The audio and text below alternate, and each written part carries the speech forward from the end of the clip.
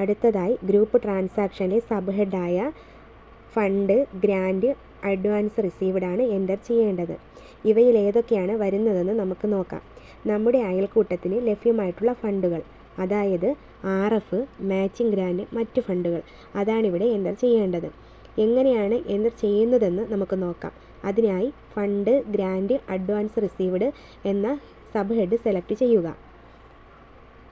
അടുത്തതായി വരുന്ന പേജിൽ പ്ലസ് ന്യൂ ഫണ്ട് റെസിപ്റ്റിൽ ക്ലിക്ക് ചെയ്യുക. തുടർന്ന് വരുന്ന പേജിൽ institution, fund source, total amount received എന്നീ ഓപ്ഷൻസുകൾ കാണുവാനായി സാധിക്കും. തുടർന്ന് ഇൻസ്റ്റിറ്റ്യൂഷൻ സെലക്ട് ചെയ്യുക. VO, CLF, SRLM എന്നിവ കാണുവാനായി നമുക്ക് സാധിക്കും. ADSൽ നിന്നും അയൽക്കൂട്ടത്തിന് എന്തെങ്കിലും ഫണ്ട് ലഭിക്കുന്നുണ്ടെങ്കിൽ ഇൻസ്റ്റിറ്റ്യൂഷൻ VO സെലക്ട് ചെയ്യുക. CDSൽ നിന്നും അയൽക്കൂട്ടത്തിന് എന്തെങ്കിലും ഫണ്ട് ലഭിക്കുന്നുണ്ടെങ്കിൽ CLF കൊടുക്കുക. ഫോർ എക്സാമ്പിൾ മാച്ചിങ് ഗ്രാൻഡ് നമുക്കവിടെ കൊടുക്കാൻ പറ്റും. അതുപോലെ തന്നെ അയൽക്കൂട്ടത്തിനു RF, അവാർഡ് മണി അങ്ങനെ വല്ലതും കിട്ടിയിട്ടുണ്ടെങ്കിൽ ഇൻസ്റ്റിറ്റ്യൂഷൻ SRLM ആയി സെലക്ട് ചെയ്യുക. നമുക്കിവിടെ VO സെലക്ട് ചെയ്യാം. തുടർന്ന് fund source, revolving fund enter ചെയ്യാം. തുടർന്ന് ടോട്ടൽ എമൗണ്ട് റിസീവ്ഡ്, റിവോൾവിംഗ് ഫണ്ടായിട്ട് നമുക്ക് എത്ര രൂപയാണോ ലഭ്യമായിട്ടുള്ളത് നമ്മുടെ അയൽക്കൂട്ടത്തിന്, അതാണ് നമ്മളിവിടെ ടോട്ടൽ എമൗണ്ട് റിസീവ്ഡിൽ എൻ്റർ ചെയ്യേണ്ടത്. നെക്സ്റ്റ് സേവ് ബട്ടൺ ക്ലിക്ക് ചെയ്യുക. അടുത്തതായി വരുന്ന പേജിൽ നമ്മൾ കൊടുത്ത ഡീറ്റെയിൽസ് അവിടെ കാണാനായി സാധിക്കുന്നതാണ്. ഇതുപോലെ മറ്റ് ഏതെങ്കിലും തരത്തിലുള്ള ഫണ്ടുകൾ നമ്മുടെ അയൽക്കൂട്ടത്തിന് ലഭ്യമായിട്ടുണ്ടെങ്കിൽ പ്ലസ് ബട്ടണിൽ കൊടുത്ത്, അതായത് പ്ലസ് ന്യൂ ഫണ്ട് റെസിപ്റ്റിൽ കൊടുത്തു എൻ്റർ ചെയ്ത് സേവ് ചെയ്യേണ്ടതാണ്. അടുത്തതായി ഗ്രൂപ്പ് ട്രാൻസാക്ഷനിലെ സബ് ഹെഡായ ഗ്രൂപ്പ് പേയ്മെൻറ്റ്സ് ആണ് എൻ്റർ ചെയ്യേണ്ടത്. ഇവിടെ വരുന്നത് ഏതൊക്കെയാണെന്ന് നമുക്ക് നോക്കാം. അഫിലിയേഷൻ ഫീസ്, മാസവരി, യാത്രാബത്ത എന്നിവയാണ്. ഗ്രൂപ്പ് പേയ്മെൻറ്റ്സ് എങ്ങനെയാണ് എൻ്റർ ചെയ്യേണ്ടതെന്ന് നമുക്ക് നോക്കാം. അതിനായി ഗ്രൂപ്പ് പേയ്മെൻറ്റ്സ് എന്ന സബ് ഹെഡ് സെലക്ട് ചെയ്യുക. വരുന്ന പേജിൽ plus new group payments click ചെയ്യുക. അടുത്തതായി paid to, payment type, amount എന്നീ ഓപ്ഷൻസുകൾ കാണുവാനായി സാധിക്കും. തുടർന്ന് പെയ്ഡ് ടു എന്ന ഓപ്ഷൻ സെലക്ട് ചെയ്യുക.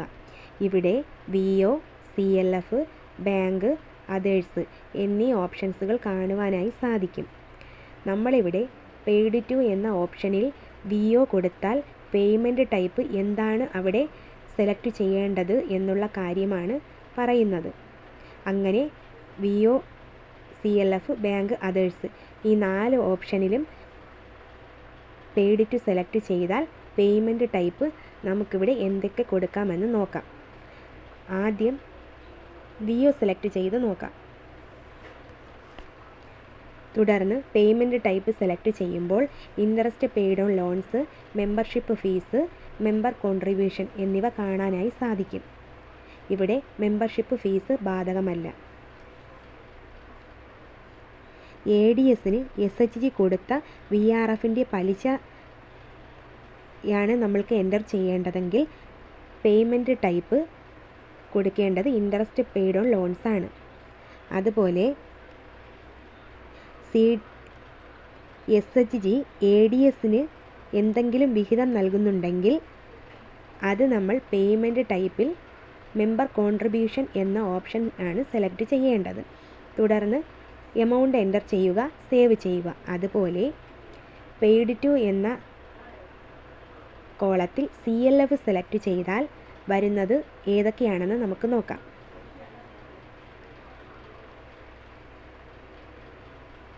CDS മുഖേന എടുക്കുന്ന CEF, CLF, ബൾക്ക് ലോൺ എന്നിവയുടെ പലിശയാണ് നമുക്ക് രേഖപ്പെടുത്തേണ്ടതെങ്കിൽ പേയ്മെൻറ്റ് ടൈപ്പിൽ ഇൻട്രസ്റ്റ് പെയ്ഡ് ഓൺ ലോൺസ് കൊടുക്കുക. അതുപോലെ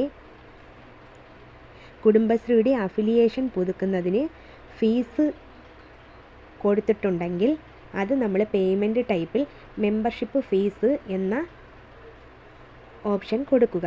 തുടർന്ന് എമൗണ്ട് എൻ്റർ ചെയ്യുക. അടുത്തതായി പെയ്ഡ് ടു എന്ന കോളത്തിൽ ബാങ്കാണ് സെലക്ട് ചെയ്യുന്നതെങ്കിൽ പേയ്മെൻറ്റ് ടൈപ്പ് ബാങ്ക് ചാർജസ് കൊടുക്കുക. എമൗണ്ട് എൻ്റർ ചെയ്യുക. സേവ് ചെയ്യുക. അതുപോലെ പെയ്ഡ് ടു എന്ന ഓപ്ഷനിൽ അതേഴ്സാണ് നമ്മൾ സെലക്ട് ചെയ്യുന്നതെങ്കിൽ പേയ്മെൻറ്റ് ടൈപ്പിൽ നമുക്ക് എന്തൊക്കെയാണ് കൊടുക്കേണ്ടതെന്ന് നോക്കാം. അതായത് admin and utility expense, SHG പ്രവർത്തനത്തിന് ആവശ്യമായ സ്റ്റേഷനറി, രജിസ്റ്ററുകൾ എന്നിവ വാങ്ങുന്നതിൻ്റെ ചിലവുകളാണ് ഇവിടെ രേഖപ്പെടുത്തേണ്ടത്. അതായത് എക്സ്പെൻസുകളാണ് നമ്മളിവിടെ രേഖപ്പെടുത്തേണ്ടത്. എന്തെങ്കിലും പർച്ചേസ് ചെയ്തിട്ടുണ്ടെങ്കിലോ ട്രാവലിംഗ് എക്സ്പെൻസ് വല്ലതും നമുക്ക് നമ്മുടെ ഗ്രൂപ്പിന് വേണ്ടി ഉണ്ടായിട്ടുണ്ടെങ്കിലോ ഒക്കെ നമുക്ക് എന്ത് ചെയ്യാം, ഈ പെയ്ഡ് ടുവിൽ അതേഴ്സ് കൊടുത്ത് പേയ്മെൻറ്റ് ടൈപ്പ് ഏതാണോ പേയ്മെൻറ്റ് ടൈപ്പ് എന്നുള്ളത് സെലക്ട് ചെയ്ത് എമൗണ്ട് എൻ്റർ ചെയ്ത് സേവ് ചെയ്യാം.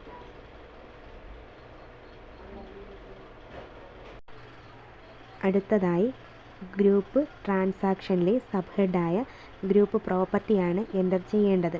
എങ്ങനെയാണ് എൻ്റർ ചെയ്യേണ്ടതെന്ന് നമുക്ക് നോക്കാം. അതിനായി ഗ്രൂപ്പ് പ്രോപ്പർട്ടി സെലക്ട് ചെയ്യുക.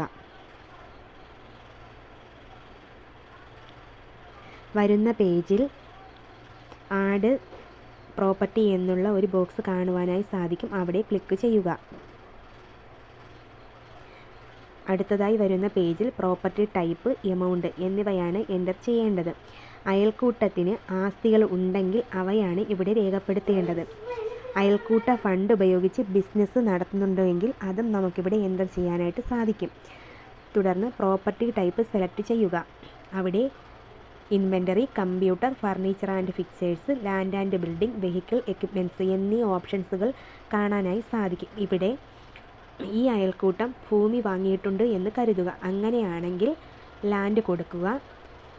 എത്ര രൂപയാണോ ലാൻഡ് വാങ്ങിയതിനായത് ആ എമൗണ്ട് ഇവിടെ എൻ്റർ ചെയ്യുക. അതുപോലെ എന്തെങ്കിലും തരത്തിലുള്ള ആസ്തികൾ ഉണ്ടെങ്കിൽ മാത്രം ഇവിടെ എൻ്റർ ചെയ്യുക. ഇല്ലെങ്കിൽ എൻ്റർ ചെയ്യേണ്ടതില്ല. തുടർന്ന് എമൗണ്ട് കൊടുക്കുക. സേവ് ചെയ്യുക.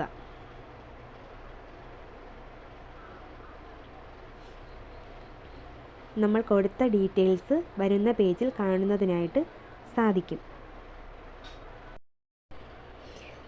അടുത്തതായി ഗ്രൂപ്പ് ട്രാൻസാക്ഷനിലെ സബ് ഹെഡായ ക്യാഷ് ബാലൻസ് ആണ് എൻ്റർ ചെയ്യേണ്ടത്.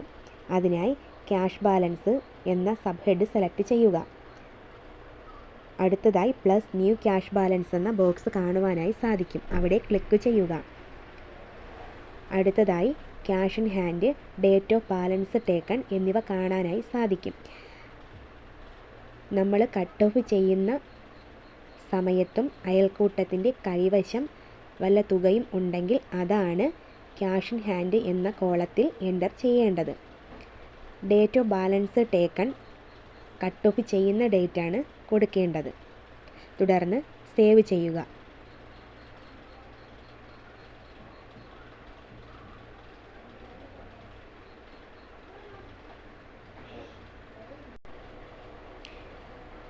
അടുത്തതായി ഗ്രൂപ്പ് ട്രാൻസാക്ഷനിലെ സബ് ഹെഡായ ബാങ്ക് ബാലൻസ് ആണ് എൻ്റർ ചെയ്യേണ്ടത്. അതിനായി ബാങ്ക് ബാലൻസ് എന്ന സബ് ഹെഡ് സെലക്ട് ചെയ്യുക. വരുന്ന പേജിൽ പ്ലസ് ആഡ് ബാങ്ക് എന്ന ഒരു ബോക്സ് കാണുവാനായി സാധിക്കും. അവിടെ ക്ലിക്ക് ചെയ്യുക. അടുത്തതായി വരുന്ന പേജിൽ bank name, cash at bank, date of balance taken, അതായത് നമ്മൾ കട്ട് ഓഫ് ചെയ്യുന്ന സമയത്ത് ആ അയൽക്കൂട്ടത്തിൻ്റെ ബാങ്ക് ബാലൻസ് എത്രയാണോ അതാണ് നമ്മളിവിടെ എൻ്റർ ചെയ്യേണ്ടത്. അതിനായി ബാങ്ക് നെയിം കൊടുക്കുക. ക്യാഷ് അറ്റ് ബാങ്ക്, അതായത് ബാങ്കിൽ എത്ര രൂപ ബാലൻസ് ഉണ്ട് എന്നുള്ളത് ഇവിടെ എൻ്റർ ചെയ്യുക. ഡേറ്റ് എൻ്റർ ചെയ്യുക. തുടർന്ന് സേവ് ചെയ്യുക.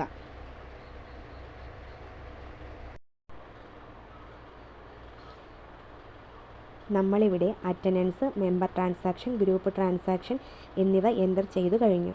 തുടർന്ന് close and upload meeting click ചെയ്യുക. വരുന്ന പേജിൽ are you sure you want to close the meeting yes കൊടുക്കുക.